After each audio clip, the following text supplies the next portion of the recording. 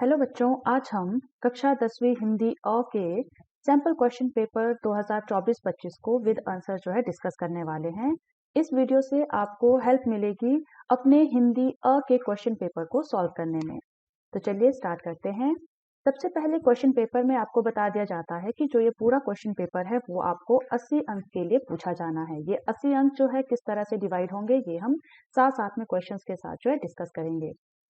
3 घंटे जो है आपको दिए जाते हैं सॉल्व करने के लिए अपने क्वेश्चन पेपर को। और जो सामान्य निर्देश है यानी जो कॉमन इंस्ट्रक्शंस है वो यहाँ पर हिंदी अ में आपको किस तरह से दी जाती है, चलिए जानते हैं। निम्नलिखित निर्देशों को बहुत सावधानी से पढ़िए और उनका सख्ती से अनुपालन कीजिए। यानी जो आपको इंस्ट्रक्शन दी जाएगी आपको उसको बिल्कुल अच्छे से पढ़ना है और उसी का पालन करते हुए जो है अपने क्वेश्चंस को फिल करना है। पहली इंस्ट्रक्शन आपको दी जाती है कि इस प्रश्न पत्र में कुल 15 प्रश्न हैं, सभी प्रश्न अनिवार्य हैं। आपको पूरे क्वेश्चन पेपर में 15 क्वेश्चंस दिए जाएंगे। इस प्रश्न पत्र में कुल 4 खंड हैं, क, ख, ग, घ। यानी आपको 4 खंडों में जो है आपका पूरा क्वेश्चन पेपर जो है वो डिवाइडेड मिलेगा। खंड क में कुल 2 प्रश्न हैं, जिसमें उप प्रश्नों की संख्या 10 है। यानी आपका जो पहला खंड है क, उसमें आपको 2 प्रश्न दिए जाएंगे, जिसमें उप प्रश्न होंगे। यानी हर प्रश्न के अंदर जो है आपको सब क्वेश्चंस दिए जाएंगे जिनकी संख्या 10 होगी। यानी हर क्वेश्चन में आपको 5 क्वेश्चन जो है वो उप प्रश्न के रूप में पूछे जाएंगे। खंड ख में कुल 4 प्रश्न हैं, जिनमें उप प्रश्नों की संख्या 20 है। दिए गए निर्देशों का पालन करते हुए 16 उप प्रश्नों के उत्तर देना अनिवार्य है। यहाँ पर जो खंड ख आपको दिया जाएगा उसमें आपको 4 प्रश्न पूछे जाएंगे और उन 4 प्रश्नों के अंतर्गत भी जो है आपको कुछ सब क्वेश्चंस पूछे जाएंगे जिनकी संख्या 20 होगी। लेकिन आपको वहां पर जो है कुछ निर्देश दिए जाएंगे, कुछ इंस्ट्रक्शंस दी जाएगी जिनको फॉलो करते हुए आपको 20 प्रश्नों में से 16 प्रश्न करने हैं। यानी 4 प्रश्नों की आपको वहां पर छूट मिलेगी। खंड ग में कुल 5 प्रश्न हैं, जिनमें उप प्रश्नों की संख्या 20 है और जो आपका खंड ग है उसमें भी आपको 5 प्रश्न पूछे जाएंगे जिनके अंतर्गत जो है 20 उप प्रश्न होंगे यानी सब क्वेश्चंस होंगे। खंड घ में कुल 4 प्रश्न हैं, सभी प्रश्नों के साथ उनके विकल्प भी दिए गए हैं। यानी खंड घ में जितने प्रश्न हैं यानी कुल 4 हैं, जिनके अंदर जो है आपको विकल्प दिए जाएंगे। वहां पर आपको चॉइसेस जो है वो हर प्रश्न के साथ दी जाएगी। प्रश्नों के उत्तर दिए गए निर्देशों का पालन करते हुए लिखिए। बार बार आपको कहा गया है कि प्रश्नों के जो आप उत्तर लिखेंगे वो आपको उन प्रश्नों के साथ जो इंस्ट्रक्शंस दी जाएगी उन्हीं को जो है फॉलो करते हुए लिखनी है। अब बात करते हैं खंड क की। यानी खंड क में आपको क्या पूछा जाता है, अपठित बोध। यानी खंड क में आपको अपठित गद्यांश पूछे जाएंगे जो अंक 14 के हैं। यानी 2 प्रश्न आपको यहाँ पर दिए जाते हैं जो 7-7 नंबर के लिए आपको डिवाइडेड हैं। पहला प्रश्न है, निम्नलिखित गद्यांश को ध्यानपूर्वक पढ़कर पूछे गए प्रश्नों के उत्तर लिखिए। ये आपको 7 अंकों के लिए पूछा गया है और ये 7 अंक जो है आपके प्रश्नों के साथ आपको दिए जाएंगे कि कौन सा प्रश्न कितने अंक के लिए पूछा गया है। सबसे पहले गद्यांश को ध्यानपूर्वक पढ़ लेते हैं। आज विश्व के कई देशों में अदरक वाली भारतीय चाय का चस्का लोगों को ऐसा लग गया है कि वहां हर कोई भारतीय चाय का शौकीन हो गया है। इसके अलावा भारत में कुल्हड़ वाली चाय भी काफी लोकप्रिय है। मिट्टी के कुल्हड़ में परोसी गई चाय का अपना विशेष महत्व है, क्योंकि इसकी सौंधी खुशबू लाजवाब स्वाद को इसके बिना अनुभव नहीं कर सकते हैं। यानी जो सौंधी खुशबू और लाजवाब इसका स्वाद होता है वो मिट्टी का जो कुल्हड़ है उसी के साथ आता है। आप मिट्टी वाले कुल्हड़ वाली चाय जो है वो मिट्टी के कुल्हड़ में ही उसका आनंद ले सकते हैं। भारत की सिफारिश पर संयुक्त राष्ट्र महासभा ने 21 मई को अंतर्राष्ट्रीय चाय दिवस घोषित किया है। भारत ने मिलान में हुई अंतर्राष्ट्रीय खाद्य और कृषि संगठन की बैठक में यह प्रस्ताव पेश किया था। संयुक्त राष्ट्र महासभा ने अपनी अधिसूचना में कहा कि हम विश्व की ग्रामीण अर्थव्यवस्था में चाय के योगदान को लेकर दुनिया को जागरूक करना चाहते हैं, ताकि वर्ष 2030 के सतत विकास से जुड़े लक्ष्यों को पूरा किया जा सके। संयुक्त राष्ट्र को विश्वास है कि 21 मई को अंतर्राष्ट्रीय चाय दिवस घोषित करने से इसके उत्पादन और खपत बढ़ाने में मदद मिलेगी। अंतर्राष्ट्रीय चाय दिवस का उद्देश्य दुनिया भर में चाय के लंबे इतिहास और गहरे सांस्कृतिक और आर्थिक महत्व के बारे में जागरूकता बढ़ाना है। इस दिन का लक्ष्य चाय के स्थायी उत्पादन और खपत के पक्ष में गतिविधियों को लागू करने के लिए सामूहिक कार्यों को बढ़ावा देना और भूख और गरीबी से लड़ने में इसके महत्व के बारे में जागरूकता बढ़ाना है। साथ ही संयुक्त राष्ट्र महासभा ने चाय के औषधीय गुणों के साथ सांस्कृतिक महत्व को भी मान्यता दी है। विश्व में चाय के प्रमुख उत्पादकों में एशिया, अफ्रीका, दक्षिणी अमेरिका शामिल हैं, जबकि विश्व के 4 बड़े उत्पादक देशों में क्रमशः चीन, भारत, कीनिया और श्रीलंका शामिल हैं। क्रमशः होता है मतलब जो लाइन में, जैसे सबसे पहले जो है सबसे बड़ा उत्पादन चाय का कौन करता है? चीन, दूसरे नंबर पर भारत, फिर कीनिया और फिर श्रीलंका। विश्व के कुल चाय उत्पादन में इन देशों की हिस्सेदारी 75% है, यानी विश्व में जितनी भी चाय का उत्पादन होता है उसका 75% जो है ये चीन, भारत, कीनिया और श्रीलंका, ये 4 देश करते हैं। भारत विश्व में चाय उत्पादन का एक बड़ा केंद्र है। भारत में चाय का उत्पादन करने वाले राज्यों में असम, पश्चिमी बंगाल, केरल, कर्नाटक और तमिलनाडु शामिल है। असम भारत का सर्वाधिक चाय उत्पादन करने वाला राज्य है, यानी भारत में सबसे ज्यादा चाय कहाँ उत्पन्न की जाती है? असम में। भारत में लगभग 13,000 चाय बागान हैं और 60 लाख से अधिक श्रमिकों की आजीविका का प्रमुख साधन भी है। चाय एक श्रम आधारित उद्योग है, इसलिए भारत जैसे देश में इसके विकास की अपार संभावनाएं हैं। चाय की चुनाई के लिए अधिक मात्रा में श्रमिकों की आवश्यकता पड़ती है, क्योंकि चाय की पत्तियां एक एक कर तोड़ी जाती है, जिससे कोमल पत्तियां नष्ट ना हो।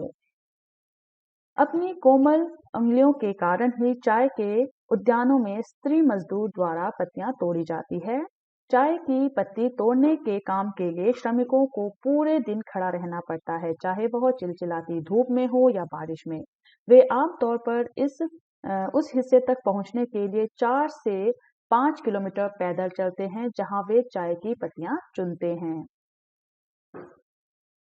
अब इस पर आधारित जो है आपको कुछ प्रश्न पूछे गए हैं, उनको आपने ध्यान से पढ़ना है और गद्यांश के अनुसार ही उसके उत्तर देने हैं। पहला प्रश्न है, कथन ए और कारण आर को पढ़कर उपयुक्त विकल्प चुनिए। यहाँ पर आपको कथन ए दिया है, जिसका कारण आर भी दिया है। आपको नीचे जो आपके विकल्प दिए गए हैं उनको पढ़कर जो है आपको बताना है कि कौन सा विकल्प सही बैठता है। कथन दिया गया है, संयुक्त राष्ट्र महासभा ने 21 मई को अंतर्राष्ट्रीय चाय दिवस घोषित किया है और इसका कारण बताया है, विश्व की ग्रामीण अर्थव्यवस्था को मजबूत बनाने में चाय की अहमियत को समझना। अब यहाँ पर जो आपको विकल्प दिए हैं उनको देखिए कि कथन ए गलत है किंतु कारण आर सही है। दूसरा है, कथन ए और कारण आर दोनों ही गलत हैं। तीसरा है, कथन ए सही है और कारण आर कथन ए की सही व्याख्या है। और चौथा है कि कथन ए सही है किंतु कारण आर कथन ए की सही व्याख्या नहीं है। इसका सही उत्तर है तीसरा विकल्प कि कथन ए सही है और कारण आर कथन ए की सही व्याख्या करता है, क्योंकि जो कथन ए है कि जो संयुक्त राष्ट्र महासभा है उसने 21 मई को अंतर्राष्ट्रीय दिवस जो है वो घोषित किया है। वो क्यों किया है? क्योंकि वो जो है विश्व की ग्रामीण अर्थव्यवस्था को मजबूत बनाने में चाय की अहमियत है उसको समझना चाहते हैं, उसके बारे में जो है सबको जागरूक करना चाहते हैं। अगला प्रश्न है, भारत में कुल्हड़ वाली चाय काफी लोकप्रिय है, क्योंकि में कथन के लिए उपयुक्त विकल्प का चयन कीजिए। यहाँ पर जो है आपको बताना है क्यों जो है भारत में कुल्हड़ वाली चाय काफी लोकप्रिय है।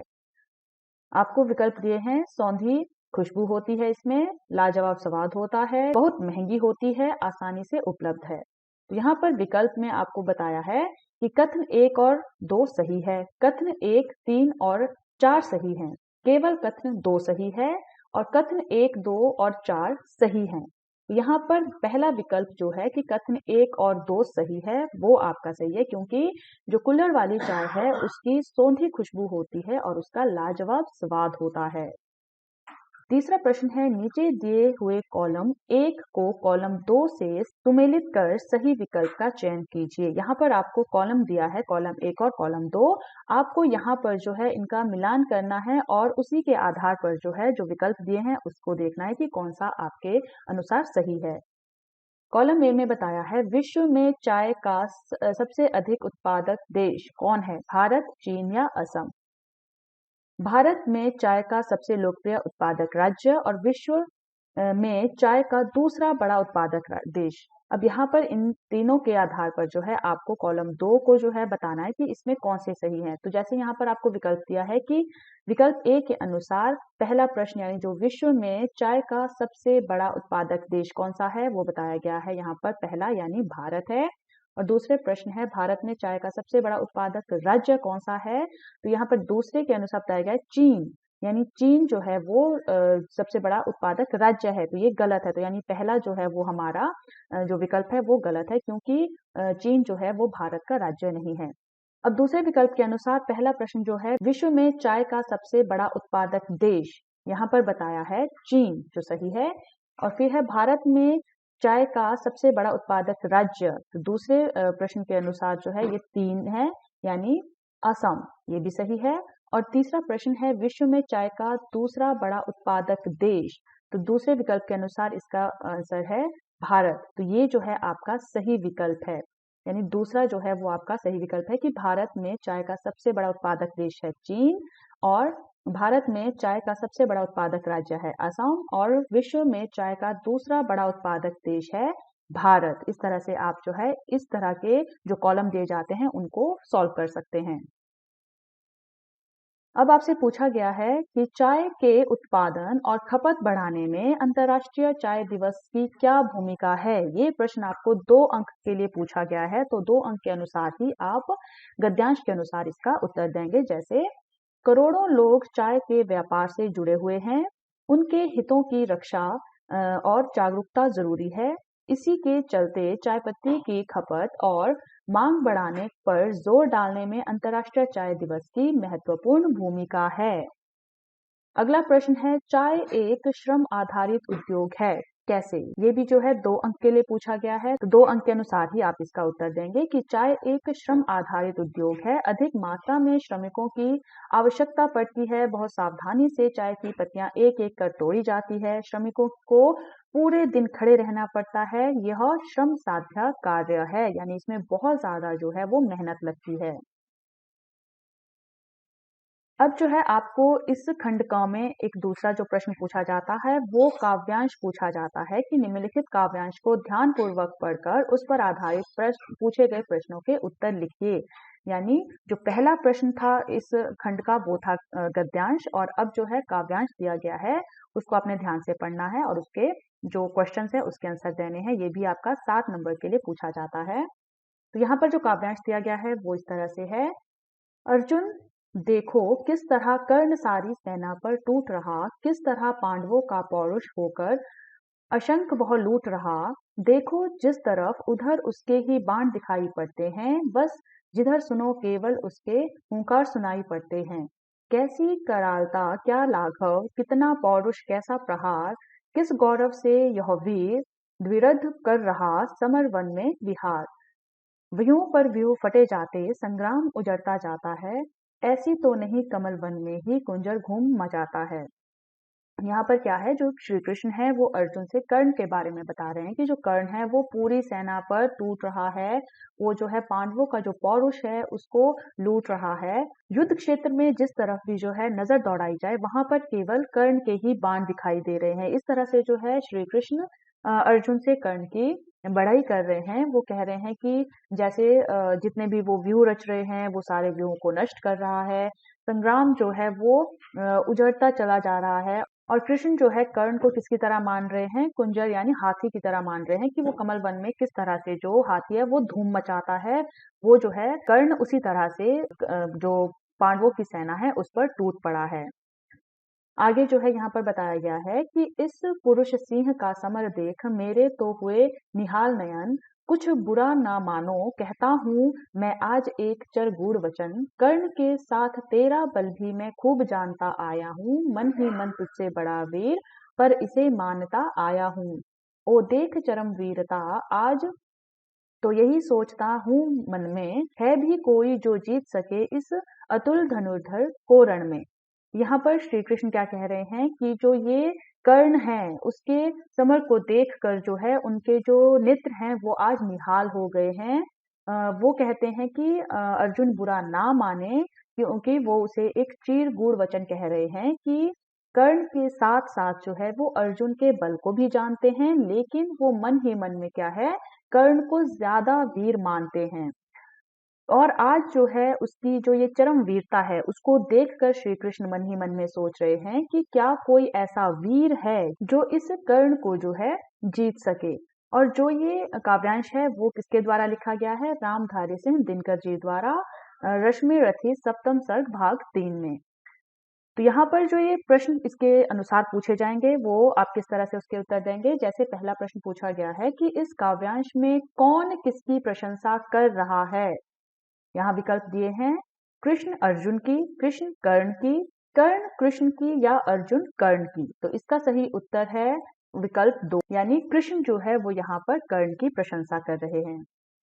अगला प्रश्न है, कवि ने कर्ण के युद्ध कौशल की प्रशंसा में क्या कहा है, उचित विकल्प का चयन कीजिए। विकल्प हैं, पांडव सेना के पुरुषार्थ को चुनौती दे रहा था, पांडव सेना ने उसे चारों ओर से घेर लिया था, समर क्षेत्र में केवल उसके बाण दिखाई दे रहे थे या समर क्षेत्र में केवल उसकी हुंकार सुनाई दे रही थी। अब विकल्प यहाँ पर क्या है कि कथन 1 और 2 सही है, कथन 1, 2 और 4 सही है, केवल कथन 2 सही है या फिर कथन 1, 3 और 4 सही है। तो यहाँ पर क्या है, आपका चौथा जो विकल्प है वो सही है कि पहला, तीसरा और चौथा जो विकल्प है यहाँ पर प्रश्न में दिया गया वो सही है कि पांडव सेना पर जो है कर्ण का पुरुषार्थ जो है वो चुनौती दे रहा था।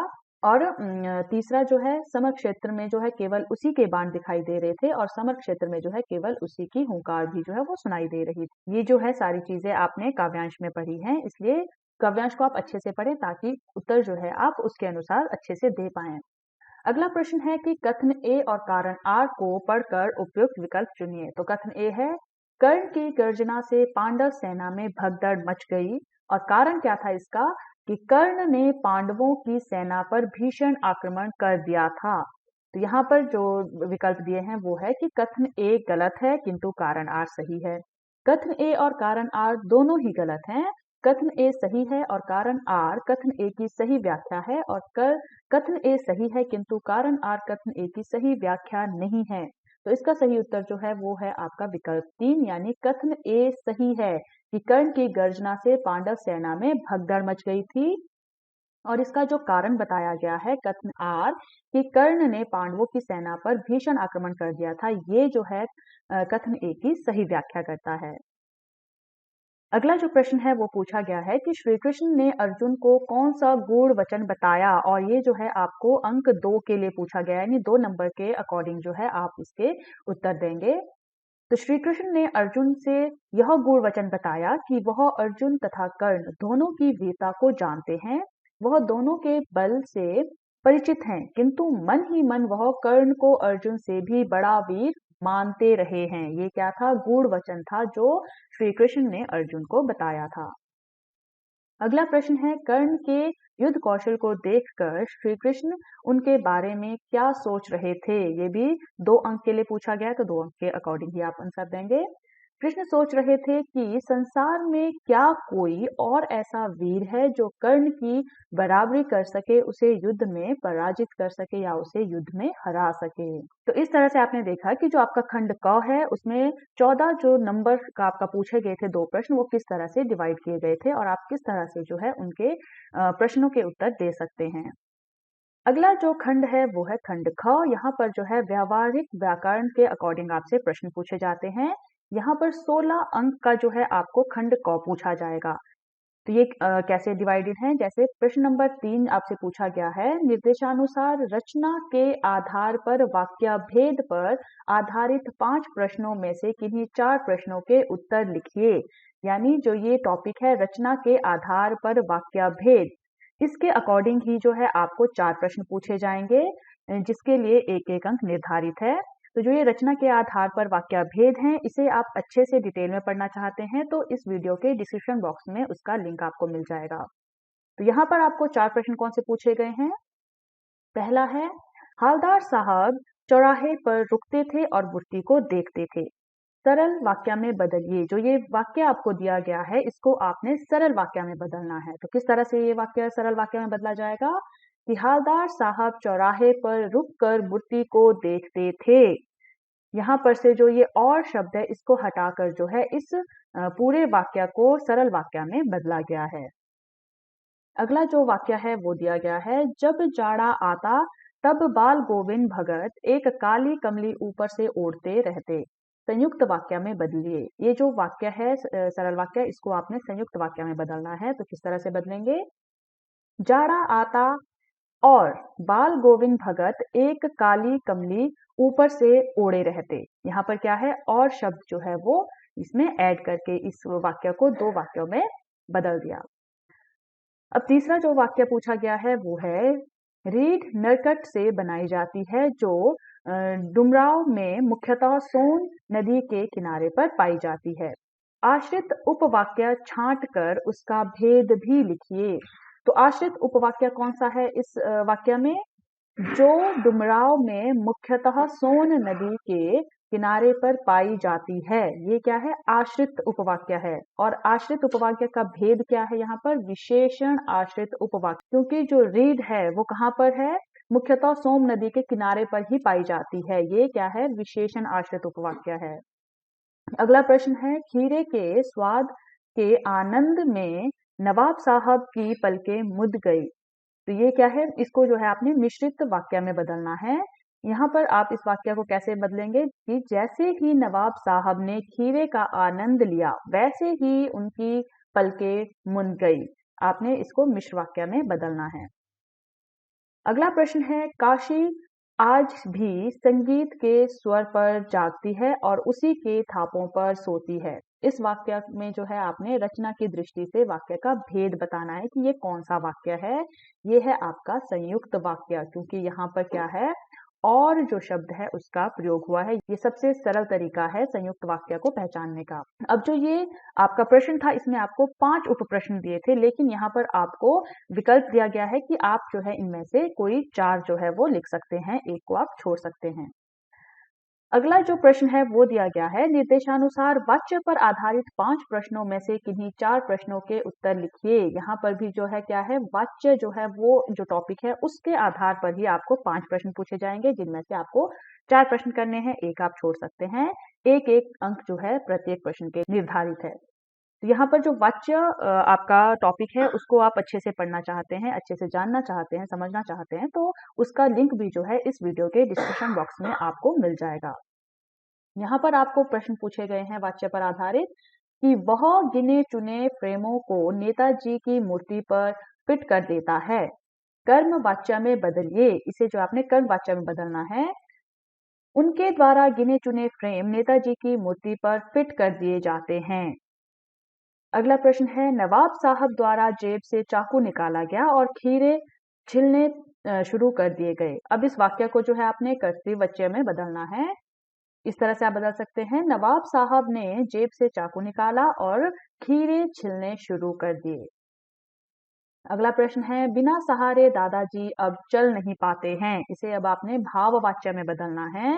तो किस तरह से बदलेंगे, बिना सहारे बाबूजी से अब चला नहीं जाता है। यहाँ पर क्या है, भाववाच्य में आपने इसे बदला है। अगला प्रश्न है, स्वयं प्रकाश जी ने नेताजी का चश्मा कहानी की रचना की। इस वाक्य का जो है आपने वाच्य पहचान कर भेद बताना है कि ये कौन सा वाच्य है। ये है कर्तरी वाच्य। अगला है, कर्म की प्रधानता वाले वाक्य में कौन सा वाच्य होता है। तो कर्म की प्रधानता जिस वाच्य में होगी वो कौन सा होगा, कर्म वाच्य।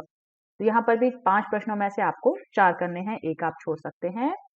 अगला प्रश्न खंड ख में पूछा गया है, निर्देशानुसार पद परिचय पर आधारित 5 प्रश्नों में से किन्हीं 4 प्रश्नों के रेखांकित पदों का पद परिचय लिखिए। यहाँ पर आपको पद परिचय जो टॉपिक है उस पर आधारित जो है 5 प्रश्न पूछे जाएंगे, जिसमें से 4 करने हैं, एक को आप छोड़ सकते हैं। और ध्यान रखना है कि जो रेखांकित पद होगा उसी का पद परिचय आपने लिखना है। यहाँ पर निर्देशों को आप ध्यान से पढ़ेंगे ताकि आप अच्छे से जो है अपने आंसर जो है वो फिल कर सकें। और पद परिचय का जो टॉपिक है उसे और डिटेल में पढ़ने के लिए जो है आपको डिस्क्रिप्शन बॉक्स में उसका लिंक भी मिल जाएगा। तो यहाँ पर प्रश्न पूछा गया है, पान वाला नया पान खा रहा था। यहाँ पर रेखांकित पद कौन सा है? नया पान। तो आप इसके बारे में बताएंगे कि जो नया शब्द है वो है विशेषण, गुणवाचक, पुल्लिंग और एकवचन शब्द है, और जो पान है वो विशेष्य है। इस तरह से जो है आप पद परिचय देंगे। अगला प्रश्न है, वक्त काटने के लिए खीरे खरीदे होंगे।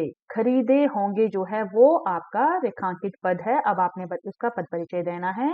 तो खरीदे होंगे जो शब्द है उनका पद परिचय होगा कि ये क्रिया है और ये सकर्मक है, ये पुल्लिंग है, बहुवचन है और भूतकाल की क्रिया है। तो ये सारी चीजें आप इसके बारे में लिखेंगे। अगला है, विद्यालय के साथ ही एक डाकघर है। के साथ जो रेखांकित है उसका पद परिचय इस तरह से होगा, ये जो है संबंध बोधक अव्यय है, घर और डाकखाने के बीच जो है ये संबंध को दर्शा रहा है। अगला है, वाह भाई खूब क्या आइडिया है। यहाँ पर जो वह शब्द है वो रेखांकित किया गया है। तो वह शब्द का जो पद परिचय है वो होगा विस्मयादि बोधक अव्यय है और ये प्रशंसा सूचक है। अगला प्रश्न है, वे बहुत कोमल और संवेदनशील व्यक्ति थे। तो यहाँ पर वे को जो है वो रेखांकित किया गया है। तो इसका पद परिचय इस तरह से होगा कि ये जो है सर्वनाम है, अन्य पुरुषवाचक सर्वनाम है और आदरार्थ बहुवचन है और कर्ता कारक है। आदरार्थ बहुवचन क्या होता है कि ये आदर में जो है वो प्रयुक्त हुआ है, आदर किसी के बारे में दर्शा रहा है कि वे बहुत कोमल और संवेदनशील व्यक्ति थे। अगला जो प्रश्न है खंड ख में वो है, निर्देशानुसार अलंकार पर आधारित 5 प्रश्नों में से किन्हीं 4 प्रश्नों की रेखांकित काव्य पंक्तियों के अलंकार पहचान कर लिखिए। यहाँ पर क्या है, अलंकार जो आपका टॉपिक है उस पर जो है आधारित 5 प्रश्न पूछे जाएंगे, उसमें से 4 करने हैं, एक आप छोड़ सकते हैं। और यहाँ पर भी आपने ध्यान रखना है कि जो काव्य पंक्तियां रेखांकित की गई होंगी उन्हीं के अलंकारों को पहचान कर आपने लिखना है। तो जो अलंकार टॉपिक है उसको भी डिटेल में पढ़ने के लिए आप डिस्क्रिप्शन बॉक्स में जाकर चेक कर सकते हैं, वहां पर आपको लिंक मिल जाएगा। तो यहाँ पर जो पहला प्रश्न है वो दिया गया है, सहस बाहु समसो रिपु मोरा। यानी यहाँ पर क्या है, उपमा अलंकार है। यहाँ पर क्या है, सहस बाहु समसो रिपु मोरा, यानी जो 1000 भुजाओं के समान है वो मेरा शत्रु है। यानी यहाँ पर क्या है, तुलना की गई है। तुलना जहां पर होती है वहां क्या होता है, उपमा अलंकार। अगला है, छुअत टूट रघुपति हूँ ना दो। यहाँ पर क्या है, अतिशयोक्ति अलंकार। यानी यहाँ पर क्या कहा गया है कि छूते ही जो है टूट गया, यानी जो धनुष है वो रघुपति के द्वारा यानी श्री राम के द्वारा छुआ ही गया था कि वो छूते ही टूट गया। तो यहाँ पर अतिशयोक्ति अलंकार है, कुछ ज्यादा ही बढ़ा चढ़ाकर कहा गया है, क्योंकि राम जी ने क्या है, जब प्रत्यंचा चढ़ाने के लिए जो है उसको ट्राई किया था तब वो टूटा था। तो यहाँ पर कहा गया है कि छूते ही टूट गया था। तो यहाँ पर क्या है, अतिशयोक्ति अलंकार है, कुछ ज्यादा बढ़ा चढ़ाकर जहां पर चीजें बताई जाती है वहां पर अतिशयोक्ति अलंकार होता है। अगला है, बूढ़े पीपल ने आगे बढ़कर जुहार की। यहाँ पर क्या है, मानवीकरण अलंकार है। क्यों? क्योंकि जो पीपल का पेड़ है उसको बूढ़ा यानी वृद्ध की तरह जो है उसको ट्रीट किया जा रहा है यहाँ पर। तो यहाँ पर क्या होगा, मानवीकरण अलंकार। अगला है, तुम्हा तो कालू हाक जानू लावा, बार बार मोही लागे बुलावा। अब यहाँ पर अंडरलाइन कौन सी लाइंस हैं, तुम्हा तो कालू हाक जनू लावा, यानी यहाँ पर क्या होगा, उत्प्रेक्षा अलंकार होगा। तुम जो है काल को बुला रहे हो। यहाँ पर क्या है, काल को बुलाया नहीं जा सकता है, लेकिन फिर भी जो है यहाँ पर बताया गया है कि बार बार जो है आवाज लगाई जा रही है, काल को बुलाया जा रहा है। तो यहाँ पर क्या है, उत्प्रेक्षा अलंकार होगा। अगला है, बढ़त देखी जलसम वचन बोले रघुकुल भानु। यहाँ पर रघुकुल भानु को जो है अंडरलाइन किया गया है। रघुकुल भानु अर्थात रघुकुल के सूरज, यानी रघुकुल के जो रोशन करने वाले हैं, रघुकुल के जो पुत्र आप कह सकते हैं वो हैं। तो यहाँ क्या है, रूपक अलंकार है, यानी जहां पर जो है बहुत समानता होती है दो चीजों के गुणों में, उससे जो है वहां पर रूपक अलंकार होता है। तो यहाँ पर रघुकुल भानु यानी रघुकुल के सूरज के तरह जो है उन्हें बताया गया है, तो यहाँ पर क्या है, समानता है ज्यादा। तो इस तरह से जो है आपके ये क्वेश्चन पूछे जाते हैं, आपने ध्यान से निर्देश पढ़ने हैं, जो आपको इंस्ट्रक्शंस दी जाती है उसी के अनुसार जो आपको फॉलो करना है, उसी के अनुसार आपको उत्तर देने हैं। उसमें आपको आसानी भी होगी और आपको ज्यादा सरल तरीके से आप बता भी पाएंगे कि किस चीज को किस तरह से प्रेजेंट करना है। अगला आपका खंड है खंड ग, जहां पर पाठ्य पुस्तक एवं पूरक पाठ्य पुस्तक है, जो आपको दो पुस्तकें हैं उन पर आधारित जो है प्रश्न पूछे जाते हैं। ये 30 अंकों के लिए जो है खंड ग आपसे पूछा जाता है। तो खंड ग का पहला प्रश्न है, निम्नलिखित पठित गद्यांश पर आधारित बहुविकल्पीय प्रश्नों के सर्वाधिक उपयुक्त उत्तर वाले विकल्प चुनकर लिखिए। ये 5 प्रश्न इसमें आपको पूछे जाते हैं, 5 नंबर के लिए ही पूछे जाते हैं और ये एक एक अंक जो है हर प्रश्न के लिए निर्धारित होता है। तो यहाँ पर आपको पठित गद्यांश पूछा जाता है, यानी आपके जो पुस्तक है उसी में से आपको एक गद्यांश दिया जाता है, जिस पर आधारित जो है कुछ बहुविकल्पीय प्रश्न होते हैं दिए हुए आपको। उसमें आपको जो विकल्प दिए जाते हैं उसमें जो आपको सबसे सही लगता है आपके गद्यांश के अनुसार, उसको आपने चुनकर लिखना है। तो गद्यांश आपको यहाँ जैसे दिया है, काशी में संगीत आयोजन की एक प्राचीन एवं अद्भुत परंपरा है। यह आयोजन पिछले कई वर्षों से संकट मोचन मंदिर में होता आया है। यह मंदिर शहर के दक्षिण में लंका पर स्थित है। वह हनुमान जयंती के अवसर पर यहाँ 5 दिनों तक शास्त्रीय और उपशास्त्रीय गायन वादन की उत्कृष्ट सभा होती है। इसमें बिस्मिल्लाह खां अवश्य रहते हैं। अपने मजहब के प्रति अत्यधिक समर्पित उस्ताद बिस्मिल्लाह खां की श्रद्धा काशी विश्वनाथ जी के प्रति भी अपार है। वे जब भी काशी से बाहर रहते हैं तब विश्वनाथ व बालाजी मंदिर की दिशा की ओर मुंह करके बैठते हैं। थोड़ी देर ही सही मगर उसी ओर शहनाई का प्याला घुमा दिया जाता है और भीतर की आस्था रीत के माध्यम से बचती है। अब यहाँ पर जो प्रश्न है इस पर आधारित वो किस तरह से पूछे गए हैं, जैसे काशी के संकट मोचन मंदिर में आयोजित संगीत आयोजन की विशेषता है, कथन के लिए उपयुक्त विकल्प का चयन कीजिए। यह आयोजन हनुमान जयंती के अवसर पर होता है। यह आयोजन 5 दिनों तक चलता है। यह प्राचीन संस्कृति है और शास्त्रीय एवं उपशास्त्रीय गायन वादन होता है। अब इन 4 विकल्पों में से कौन से चयन सही हैं? यहाँ विकल्प देखिए। पहला विकल्प है कथन 1 और 2 सही है, कथन 1, 3 और 4 सही है, केवल कथन 3 सही है या कथन 2 और 4 सही है। तो यहाँ पर जो चौथा विकल्प है कथन 2 और 4 सही है वो सही होगा, क्योंकि यह जो है आयोजन वो 5 दिनों तक चलता है, इसलिए इसकी विशेषता है। और यहाँ पर क्या है, शास्त्रीय और उपशास्त्रीय गायन वादन होता है। तो दूसरा और चौथा जो पहले विकल्प दिया गया था प्रश्न में वो सही है, तो इससे आधार पर विकल्प चौथा जो है वो आपका सही विकल्प होगा।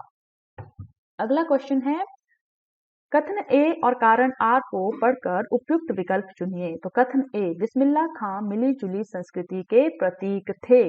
कारण क्या था इसका? अपने मजहब के प्रति अत्यधिक समर्पित उस्ताद बिस्मिल्लाह खां की श्रद्धा काशी विश्वनाथ जी के प्रति भी अपार थी। अब यहाँ पर आपको 4 विकल्प दिए हैं। पहले कथन ए गलत है किंतु कारण आर सही है। कथन ए और कारण आर दोनों ही गलत हैं। कथन ए सही है और कारण आर कथन ए की सही व्याख्या है। कथन ए सही है किंतु कारण आर कथन ए की सही व्याख्या नहीं है। तो यहाँ पर जो कथन 3 है कि कथन ए सही है और कारण आर उसकी सही व्याख्या करता है, वो सही होगा, क्योंकि जो बिस्मिल्लाह खां है वो मिली जुली संस्कृति के प्रतीक थे। क्यों थे? क्योंकि उनका अपना मजहब क्या था, वो मुस्लिम थे, किंतु उनकी जो श्रद्धा थी वो काशी विश्वनाथ जी के प्रति भी अपार थी। ये सही है, सही व्याख्या करते हैं मिली जुली संस्कृति के प्रतीक होने की, इसलिए कथन जो विकल्प 3 है वो सही है। अगला प्रश्न है, काशी से बाहर के कार्यक्रमों में बिस्मिल्लाह खां किन के प्रति अपनी आस्था प्रकट करते थे?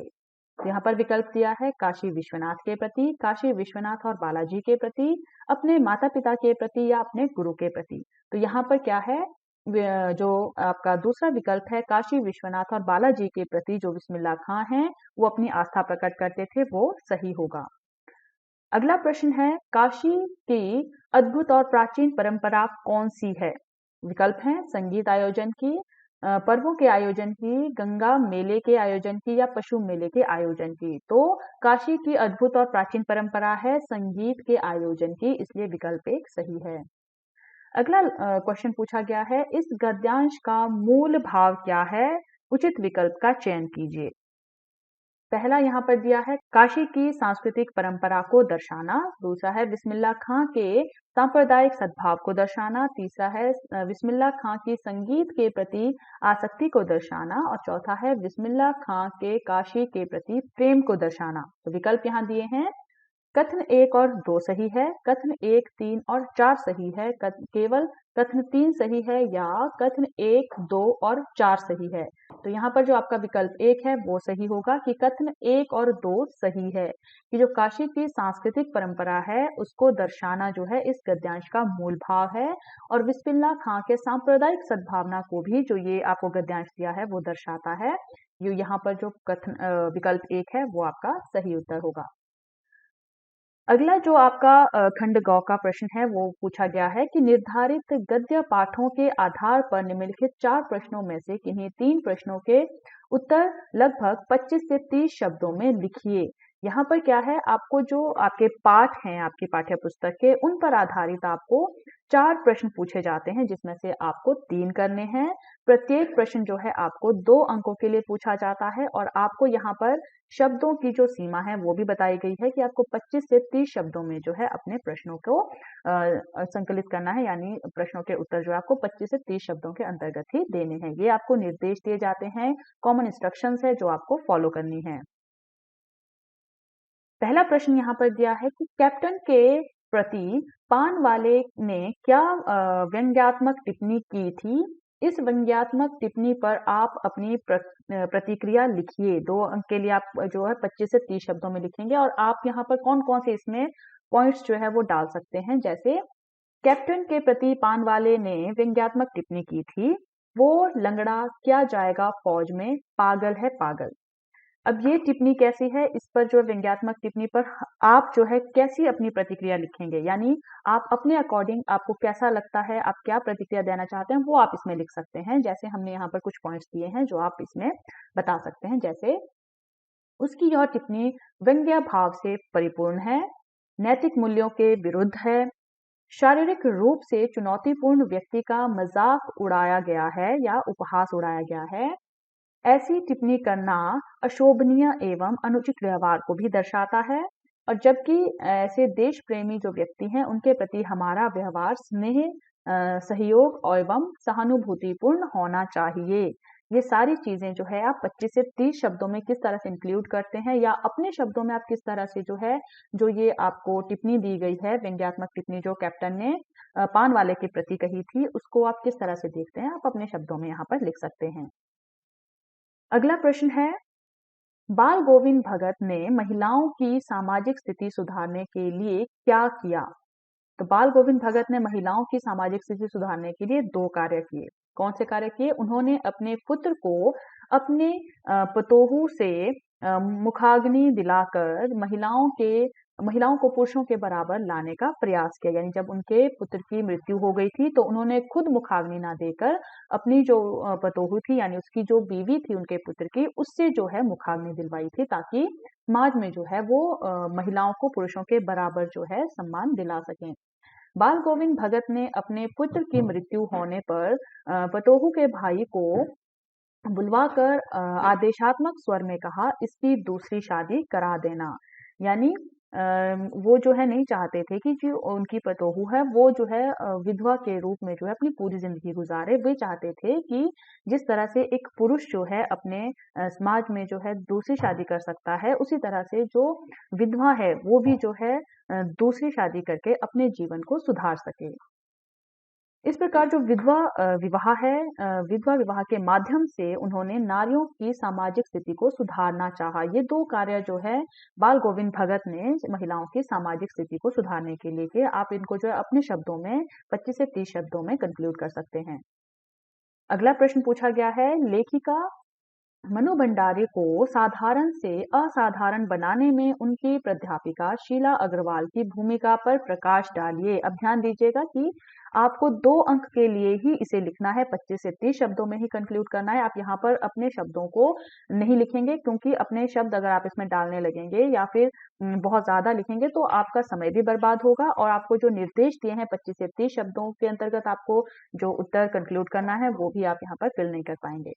तो यहाँ पर जो है हम कुछ पॉइंट्स दे रहे हैं, आप उनके अकॉर्डिंग जो है उत्तर को लिख सकते हैं। जैसे शीला अग्रवाल ने महत्वपूर्ण भूमिका निभाई थी।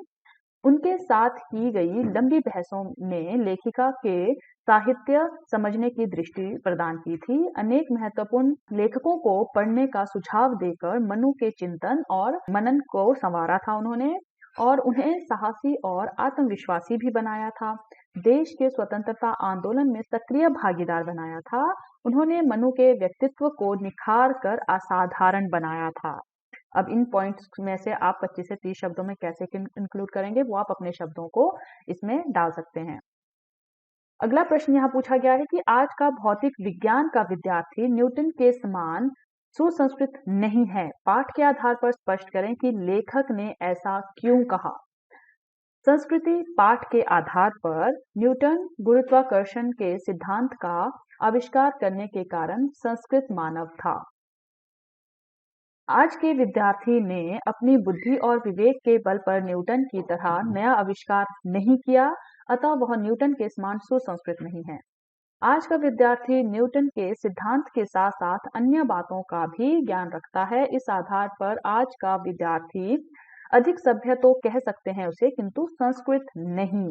तो जो संस्कृति पाठ है उसके आधार पर आपको बताना है कि लेखक ने ये क्यों कहा कि जो आज का भौतिक विज्ञान का विद्यार्थी है वो न्यूटन के समान सुसंस्कृत नहीं है, जबकि आज के भौतिक विज्ञान के विद्यार्थी को न्यूटन से और भी बहुत सारी ज्यादा चीजों का ज्ञान है। अगला जो प्रश्न आपको खंड ग में पूछा गया है वो है निम्नलिखित पठित काव्यांश पर आधारित बहुविकल्पीय प्रश्नों के सर्वाधिक उपयुक्त उत्तर वाले विकल्प चुनकर लिखिए। ये भी 5 अंकों के लिए है, 5 प्रश्न पूछे जाएंगे, 1-1 अंक के लिए प्रत्येक प्रश्न जो है वो निर्धारित है। यहाँ पर आपको पठित काव्यांश पूछा जाएगा, यानी आपकी पुस्तक में जो काव्यांश है उनमें से ही कोई एक काव्यांश यहाँ पर आपसे पूछा गया है। उधऊ तुम हो अति बड़भागी, अपरस रहत स्नेह तगातई, नाहिन मन अनुरागी, पुरैन तपात रहत जल भीतर, तारस देह ना दागी, ज्यों जल माह तेल की गागरी, बूंद ना ताकई लागी, प्रीति नदी में पाऊं ना बोरयो, दृष्टि ना रूप परागी, सूरदास अबला हम भोरी, गुर च्योटी ज्यों पागी। यहाँ पर जो प्रश्न है वो देखिए, उपयुक्त पद में वक्ता और श्रोता क्रमशः हैं, यानी कौन वक्ता है कौन श्रोता है। यहाँ पर आपको दिए गए हैं जो विकल्प, उनमें से देखिए उद्धव और गोपियां, गोपियां या उद्धव, सूरदास और उद्धव, गोपियां और सूरदास। यहाँ पर क्रमशः यानी कौन पहले बता रहा है। यहाँ पर जो आपका विकल्प 2 है गोपियां और उद्धव, यानी गोपियां जो है उद्धव से बात कर रही है, यहाँ पर उद्धव के बारे में बता रही है। तो यहाँ पर वक्ता जो बता रही है वो कौन है, गोपियां हैं, और जो श्रोता है जो सुन रहा है वो कौन है, उद्धव है। तो यहाँ पर विकल्प 2 जो है वो सही है। अगला प्रश्न है पुरैन पात रहत जल भीतर, तारस देह न दागी, पंक्ति में किस स्थिति की ओर संकेत है। सही विकल्प का चयन कीजिए। विकल्प देखिए, उद्धव के दुर्भाग्यशाली होने की ओर, उद्धव के सौभाग्यशाली होने की ओर, कृष्ण के प्रेम से प्रभावित होने की ओर, या कृष्ण के प्रेम से अप्रभावित होने की ओर। अब विकल्प जो है वो देखिए, पहला है कथन 1 सही है, दूसरा है कथन 1 और 2 सही है, तीसरा है कथन 2 और 3 सही है, और चौथा है कथन 1 और 4 सही है। तो यहाँ पर जो आपका विकल्प 4 है वो सही है कि कथन 1 यानी उद्धव के दुर्भाग्यशाली होने की ओर जो है इस पंक्ति में संकेत किया गया है, और वह जो है श्री कृष्ण के प्रेम से अप्रभावित है, इसलिए जो है कथन जो 4 है वो सही होगा कि 1 और 4 जो आपको विकल्प दिए हैं वो सही हैं। अगला जो प्रश्न है वो है कथन ए और कारण आर को ध्यान पूर्वक पढ़कर सही विकल्प चुनकर लिखिए। तो कथन ए दिया गया है, गोपियों ने व्यंग कसते हुए उद्धव को भाग्यशाली कहा है। इसका कारण आर दिया है कि कृष्ण के सानिध्य में रहते हुए भी उद्धव के मन में कृष्ण के प्रति अनुराग उत्पन्न नहीं हुआ। तो यहाँ पर विकल्प देखिए कि कथन ए गलत है किंतु कारण आर सही है, कथन ए और कारण आर दोनों ही गलत हैं, या कथन ए सही है और कारण आर कथन ए की सही व्याख्या है, और कथन ए सही है किंतु कारण आर कथन ए की सही व्याख्या नहीं है। तो यहाँ पर जो आपका विकल्प 3 है वो सही है कि कथन ए सही है और कारण आर जो है वो उसकी सही व्याख्या है कि जो गोपियां हैं वो उद्धव पर व्यंग्य कस रही है कि वो जो उद्धव है वो भाग्यशाली कहा है उन्होंने, वो क्या कर रही है, वो उस पर मजाक कर रही है कि उद्धव बहुत भाग्यशाली है कि वो जो है श्री कृष्ण के सानिध्य में हमेशा रहता है, लेकिन श्री कृष्ण के प्रति जो अनुराग है, जो प्रेम है उसके मन में वो उत्पन्न नहीं हुआ है। तो ये एक प्रकार से उद्धव का मजाक उड़ाया है किन्होंने, गोपियों ने। तो कथन जो ए है वो सही है और कारण आर जो है वो ए की सही व्याख्या कर रहा है, इसलिए जो विकल्प 3 है वो सही है। अगला प्रश्न है, गुड़ चौंटी ज्यों पागी पंक्ति में कौन किसका प्रतीक है। तो यहाँ पर पहला जो विकल्प है वो दिया है, जो गुड़ है वो गुड़ उद्धव का प्रतीक कहा है, और जो च्यांटी है वो चींटी जो है वो सूरदास को कहा है। दूसरा है गुड़ यानी जो गुड़ है वो उद्धव है और चींटी जो है श्री कृष्ण है। तीसरे विकल्प के अनुसार जो गुड़ है वो श्री कृष्ण है और जो चींटी है वो उद्धव है, और चौथे विकल्प के अनुसार जो गुड़ है वो श्री कृष्ण है और जो चींटी है वो गोपियां हैं। तो यहाँ पर जो विकल्प 4 है वो सही है कि जो गुड़ है वो इस पंक्ति के अनुसार श्री कृष्ण का प्रतीक है और जो चींटी है वो इस पंक्ति के अनुसार जो है वो गोपियां हैं, क्योंकि जो चींटियां हैं वो गुड़ की ओर आकर्षित होती है और जो गोपियां हैं वो यहाँ पर श्री कृष्ण की ओर आकर्षित रहती हैं, इसलिए विकल्प 4 जो है वो सही है। अगला प्रश्न है, उद्धव के व्यवहार की तुलना गोपियों ने किससे की है, सही विकल्प का चयन कीजिए। जल में पड़े रहने वाले कमल के पत्ते से, जल में पड़ी रहने वाली तेल की गागर से, या गुड़ से चिपकी रहने वाली चींटी से, या फिर कृष्ण के प्रति या फिर कृष्ण की प्रीति नदी में पांव डुबोने से। अब विकल्प यहाँ पर है कि कथन 1 सही है, कथन 1 और 2 सही है, कथन 2 और 3 सही है, या कथन 1 और 4 सही है। तो यहाँ पर जो आपका विकल्प 2 है वो सही होगा कि कथन 1 और 2 सही है कि उद्धव के व्यवहार की तुलना गोपियों ने किस चीज से की है, कमल के पत्ते से और तेल के गागर से, जो जल में तो पड़े रहते हैं लेकिन उन पर जो है जल का प्रभाव नहीं होता। अगला जो प्रश्न है इस खंड का वो है, निर्धारित कविताओं के आधार पर निम्नलिखित 4 प्रश्नों में से किन्हीं 3 प्रश्नों के उत्तर लगभग 25 से 30 शब्दों में लिखिए। यानी 3 प्रश्न जो है वो कविताओं के आधार पर आपसे पूछे जाएंगे, जिनमें से आपको 3 प्रश्न करने हैं और वो भी 25 से 30 शब्दों के अंतर्गत जो है उनको कंक्लूड करना है। तो यहाँ पर पहला प्रश्न है, शक्ति और साहस के साथ विनम्रता हो तो अच्छा प्रभाव पड़ता है। इस कथन पर अपने विचार राम लक्ष्मण परशुराम संवाद पाठ के आलोक में लिखिए। यानी आपने राम लक्ष्मण परशुराम संवाद जो पाठ है उसके आधार पर बताना है कि साहस और शक्ति के साथ अगर विनम्रता हो तो उसका अच्छा प्रभाव पड़ता है। तो यहाँ पर शक्ति और साहस के साथ विनम्रता का होना आवश्यक है। कुछ पॉइंट्स हैं, विनम्रता के अभाव में शक्ति और साहस अनियंत्रित हो सकते हैं, जिसका परिणाम विनाशकारी होता है। विनम्रता का ना होना अहंकार को जन्म देता है। जैसे परशुराम और लक्ष्मण में विनम्रता का अभाव था, इसलिए उन्हें सभा के विरोध का सामना करना पड़ा, जबकि राम में शक्ति और साहस के साथ विनम्रता भी थी, इसलिए सभा ने उनका सम्मान किया। दूसरा प्रश्न है, आत्मकथ्य कविता के आधार पर उन तथ्यों का उल्लेख कीजिए जिनका उल्लेख कवि अपनी आत्मकथा में नहीं करना चाहता है। कवि अपनी आत्मकथा में निम्नलिखित तथ्यों का उल्लेख नहीं करना चाहता। कौन कौन से तथ्य हैं जिनका उल्लेख कवि नहीं करना चाहता है? वह अपनी सफलता जो उनके दुखों का कारण रही है उसका उल्लेख नहीं करना चाहता। वह अपने जीवन में की गई ना तो भूलों को दिखाना चाहता है और ना दूसरों के छल कपट को दिखाना चाहता है। वह अपनी प्रेयसी के साथ बिताए सुखमय पलों को भी सबसे नहीं कहना चाहता है। वह अपने जीवन के दुर्लभ क्षणों का भी उल्लेख नहीं करना चाहता है। तीसरा प्रश्न है, चीर प्रवासी मैं इतर मैं अन्य, कवि ने स्वयं को चीर प्रवासी इतर और अन्य क्यों कहा है? यह दंतुरित मुस्कान कविता के आधार पर लिखिए। तो जो दंतुरित मुस्कान कविता है उसके आधार पर आपने बताना है कि उसमें कवि ने अपने आप को चीर प्रवासी इतर और अन्य क्यों कहा है। तो कवि नागार्जुन अपनी घुमक्कड़ प्रवृत्ति के कारण प्रवासी जीवन व्यतीत करते थे।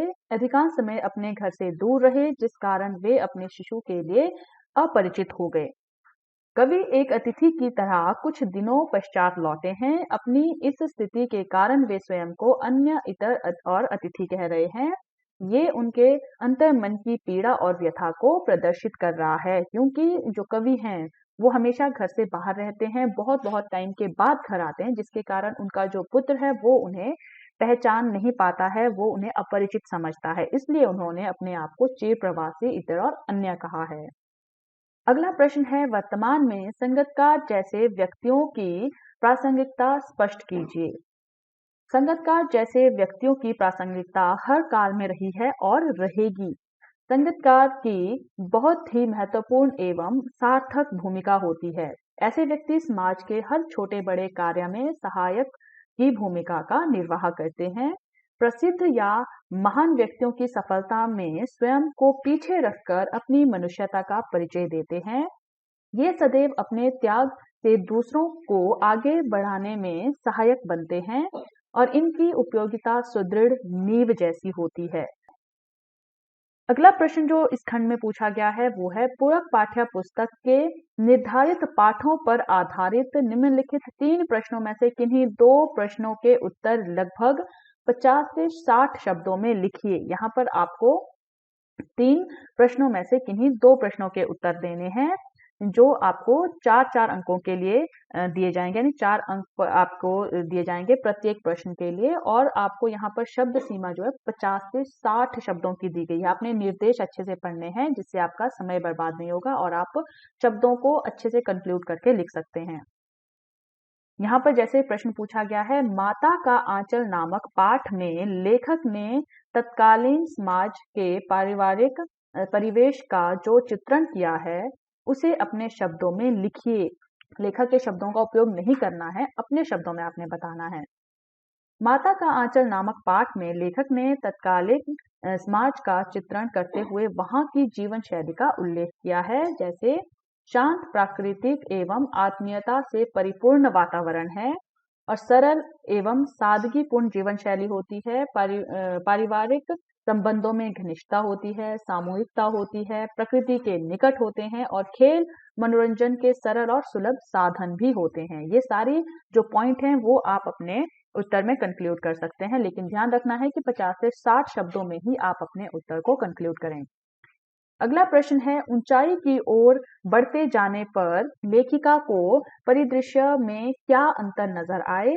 सना सना हाथ जोड़ी यात्रा वृतांत के आधार पर लिखिए। तो जो ये चैप्टर है सना सना हाथ जोड़ी, ये एक यात्रा वृतांत था। इसके आधार पर आपने बताना है कि जब लेखिका जो है ऊंचाई की ओर बढ़ रही थी तो जो दृश्य था उनके चारों ओर, उसमें उन्होंने क्या क्या अंतर देखे वो आपने यहाँ पर बताने हैं। तो सना सना हाथ जोड़ी यात्रा वृतांत के आधार पर लेखिका ज्यों ज्यों ऊंचाई की ओर बढ़ी जा रही थी, त्यों त्यों बाजार, लोग और बस्तियां कम होती जा रही थी। चलते चलते स्वेटर बुनने वाली नेपाली युवतियां और कार्टून ढोने वाले बहादुर नेपाली ओझल हो रहे थे। घाटियों में बने घर ताश के बने घरों की तरह दिख रहे थे, यानी छोटे छोटे दिख रहे थे। हिमालय अब अपनी विराट रूप एवं वैभव के साथ दिखने लगा था और रास्ते संकरे और जलेबी की तरह घुमावदार होते जा रहे थे। बीच बीच में रंग बिरंगे खिले हुए फूल दिख जाते थे। यानी जो जो चीजें लेखिका ने वहां पर देखी अपने आसपास जब वो ऊंचाई की ओर बढ़ रही थी, वो सारी चीजें आपने यहाँ पर अपने शब्दों में लिखनी है, लेकिन 50 से 60 शब्दों में। अगला प्रश्न है, हिरोशिमा में बम फटने में हुई क्षति को देखकर लेखक को कौन सी घटना याद आई? मैं क्यों लिखता हूँ पाठ के आधार पर लिखिए। तो हिरोशिमा के बम विस्फोट से निकली रेडियोधर्मी तरंगों ने असमय असंख्य लोगों को काल कलवित कर दिया। लेखक ने उस विस्फोट का दुख भोगते हुए लोगों को देखा। यह देखकर भारत की पूर्वी सीमा की घटना याद आ गई, कैसे सैनिक ब्रह्मपुत्र में बम फेंककर हजारों मछलियां मार देते थे, जबकि उनका काम थोड़ी सी मछलियों से चल सकता था। इससे जीवों का व्यर्थ ही विनाश हुआ था। अब यहाँ पर लेखक को क्यों याद आई ये घटना, क्योंकि जो हिरोशिमा में बम विस्फोट हुआ था उसकी आवश्यकता नहीं थी, उससे जो है बहुत ही ज्यादा जान माल की हानि हुई थी। जिस तरह से ब्रह्मपुत्र नदी में जो है बम फेंक कर मछलियां मारा करते थे सैनिक अपने खाने के लिए, लेकिन उन्हें कम मछलियों की जरूरत होती थी और बम से जो बहुत सारी मछलियां मर जाती थी। इस तरह से जीवों का जो व्यर्थ नाश है उनका जो है कंपैरिजन लेखक यहाँ पर कर रहे हैं घटना को याद करके। अब अगला जो खंड है वो है खंड घ, और यहाँ पर रचनात्मक लेखन के बारे में आपसे क्वेश्चन पूछे जाते हैं। यहाँ पर अंक 20 में जो है आपका ये खंड बांटा गया है। वो किस तरह से आपके अंक यहाँ पर दिए गए हैं हर क्वेश्चन के लिए, वो आप प्रश्नों के साथ देखेंगे। यहाँ पर पहला प्रश्न इस खंड का है, निम्नलिखित 3 विषयों में से किसी एक विषय पर संकेत बिंदुओं के आधार पर लगभग 120 शब्दों में एक अनुच्छेद लिखिए। अब यहाँ पर देखिए आपको 3 विषय दिए गए हैं, यानी 3 आपको यहाँ विकल्प दिए गए हैं। उन 3 में से आपको एक विषय चुनना है जो आपको लगता है कि आप उस विषय पर अनुच्छेद अच्छे से लिख सकते हैं। और इसके साथ साथ यहाँ पर आपको संकेत बिंदु भी दिए जाते हैं जिनके आधार पर आपको उस अनुच्छेद को लिखना है। और शब्द संख्या कितनी है? 120 शब्द लगभग, यानी 120 के अराउंड, थोड़ा आगे थोड़ा पीछे आप कर सकते हैं, लेकिन ज्यादा आप नहीं खींच सकते। 120 से 130 40 तक ही ज्यादा लिख सकते हैं, उससे ज्यादा ना लिखें। यहाँ पर आपको 6 अंकों के लिए अनुच्छेद दिया जाता है, यानी 6 अंक आपको इस विषय पर मिलेंगे। जैसे यहाँ पर आपको एक विषय दिया है जल बचाओ पृथ्वी बचाओ, और यहाँ पर संकेत बिंदु 3 आपको कौन कौन से दिए हैं? जल के बिना जीवन असंभव, जल संरक्षण का महत्व या जल संरक्षण के उपाय। अब ये जो 3 पॉइंट आपको दिए हैं, आपने इन 3 पॉइंट्स पर ही फोकस करना है। यहाँ पर आपको एक ये बेनिफिट मिल जाता है कि आपको जल बचाओ पृथ्वी बचाओ, इसमें आपको अपना दिमाग दौड़ाने की उतनी जरूरत नहीं पड़ती, आपको बस यहाँ पर संकेत बिंदु देखने हैं और उन्हीं संकेत बिंदुओं के आधार पर जो है आपको 120 लगभग शब्दों में जो है अपने इस अनुच्छेद को कंक्लूड करना है। तो यहाँ पर आप क्या क्या ध्यान रखेंगे कि जो भूमिका है जल बचाओ और पृथ्वी बचाओ, उसमें आपको थोड़ी सी भूमिका देनी है कि जल बचाना क्यों आवश्यक है और जल और पृथ्वी का क्या संबंध है। आप कुछ भी भूमिका डाल सकते हैं, उसके लिए आपको 1 अंक निर्धारित किया, यानी 1 अंक आपको भूमिका के लिए मिलेगा। अगर आप भूमिका मिस कर देते हैं तो हो सकता है आपका 1 अंक जो है वो भी मिस हो जाए। तो ध्यान रखें कि भूमिका आपको डालनी है और उसका आपको 1 अंक निर्धारित है। विषय वस्तु के लिए आपको 3 अंक दिए जाते हैं, यानी जो भी आप उसमें लिखते हैं, यानी जो 3 पॉइंट जो आप उसमें एक्सप्लेन करेंगे उसके लिए आपको 3 अंक दिए जाएंगे। आप यहाँ पर मोटा मोटा ये रख सकते हैं कि आपको जो 3 पॉइंट दिए हैं उसके लिए प्रत्येक पॉइंट के लिए आप अपना 1 अंक रख दीजिए कि आपको हर पॉइंट जो है 1 अंक के लिए लिखना है, और आप उस 1 अंक में कितना कंक्लूड करते हैं, कितना संक्षिप्त लिखते हैं और कितना प्रभावशाली लिखते हैं, ये आपने ध्यान रखना है। फिर 1 अंक जो है वो आपका निष्कर्ष में लिख दिया जाता है, यानी भूमिका और निष्कर्ष जरूरी है आपके हर टॉपिक में, ये आपने ध्यान रखना है। और 1 अंक होगा आपका भाषा शुद्धता के लिए, यानी आप जो भी शब्दों का प्रयोग कर रहे हैं आप ध्यान रखें कि आप अशुद्ध ना लिखें, आप हर शब्द जो है वो शुद्ध लिखें, इसके लिए 1 अंक जो है वो आपको दिया जाता है। और यहाँ पर देखिए अनुच्छेद आपको दूसरा जो दिया गया उसका शीर्षक है जंक फूड और युवा पीढ़ी। और यहाँ पर आपको जो 3 संकेत बिंदु दिए गए हैं वो है जंक फूड क्या है, जंक फूड का बढ़ता चलन और स्वास्थ्य पर दुष्प्रभाव। तो यहाँ देखिए आपको ज्यादा दिमाग नहीं दौड़ाना है, आपको बस इन 3 पॉइंट्स पर फोकस करना है। यहाँ पर भी भूमिका के लिए 1 अंक, विषय वस्तु 3 अंक, निष्कर्ष 1 अंक और भाषा शुद्धता 1 अंक। ये चीज जब आप ध्यान में रखेंगे, अपने माइंड में सेट करेंगे, तो आप जो है अनुच्छेद बहुत ही आसानी से आराम से कर पाएंगे। अगला दिया है समाचार पत्र के नियमित पाठन का महत्व। 3 यहाँ पर आपको संकेत बिंदु है कि ज्ञान का भंडार, पढ़ने की आदत का विकास और जागरूकता। यहाँ पर भी भूमिका, विषय वस्तु, निष्कर्ष और भाषा शुद्धता में जो है आपके पॉइंट्स डिवाइड किए गए हैं। अब इस खंड का अगला प्रश्न है, आप मतलब यहाँ पर आपको अथवा, यहाँ पर आप देखिए इस क्वेश्चन में आपको विकल्प इसी के अंदर दिए गए हैं। आपको 2 जो है पत्र दिए जाएंगे, जिसमें से आपको एक पत्र जो आपको लगता है कि आप अच्छे से लिख सकते हैं वो आपने चूज करना है, और ये जो है आपको 5 अंक के लिए ये प्रश्न पूछा जाता है। तो जैसे यहाँ पहला प्रश्न मतलब जो पहला विकल्प है आपका वो पत्र का ये दिया गया है कि आप अनुपमा या अनुपम हैं, आपके क्षेत्र को मुख्य सड़क से जोड़ने वाली सड़क पर लाइटें खराब हो गई है, जिससे दुर्घटना की आशंका बढ़ गई है। इस ओर ध्यान आकर्षित करते हुए सार्वजनिक लोक निर्माण विभाग की लगभग 100 शब्दों में पत्र लिखिए।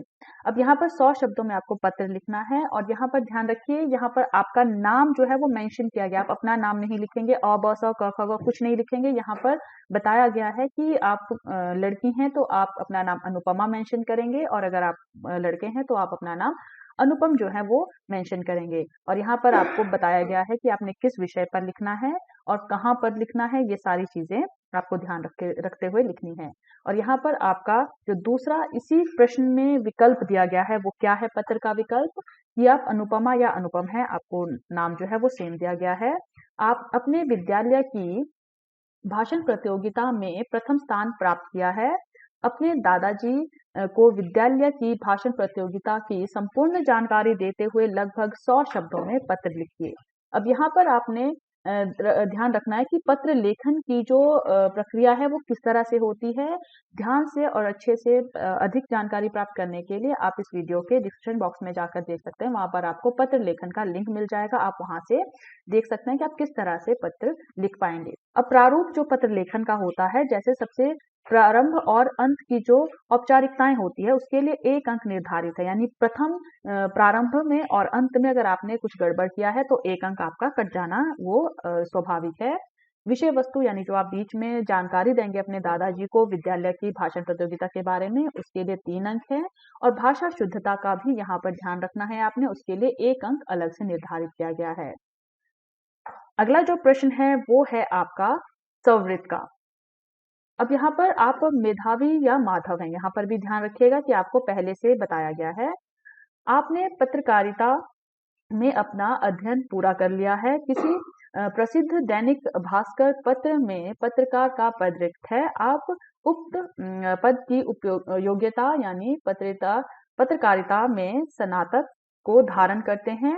उक्त रिक्त पद हेतु समाचार पत्र के प्रमुख को आवेदन भेजने के लिए लगभग 80 शब्दों में अपना एक संवृत्त तैयार कीजिए। यानी जो बायोडाटा होता है वो आपने कैसे तैयार करना है। अब संवृत्त लेखन के बारे में भी अधिक जानकारी प्राप्त करने के लिए आप डिस्क्रिप्शन बॉक्स में जाकर लिंक को देख लीजिएगा। वहां से आपको संवृत्त लेखन का जो प्रारूप है, आपको किस तरह संवृत्त लेखन करना है, वो आपको मिल जाएगा। प्रारूप के लिए 1 अंक है, विषय वस्तु के लिए 3 अंक है, भाषा शुद्धता के लिए 1 अंक है। और ध्यान रखना है यहाँ पर 80 शब्दों में आपको कंक्लूड करना है। यानी बहुत ज्यादा आपको इधर उधर की बातें इसमें कंक्लूड नहीं करनी, आपको सिर्फ जो आपको बताया गया है। आपको पत्रकार के पद के लिए जो है आप अप्लाई कर रहे हैं, तो उस पद के लिए जो भी आपकी एजुकेशन वहां पर लगती है, जो भी आपका क्राइटेरिया वहां पर दिया गया होता है, उसके अनुसार आपको इस पत्र में भी लिखना है। यानी 80 शब्दों में आपको कंक्लूड करना है।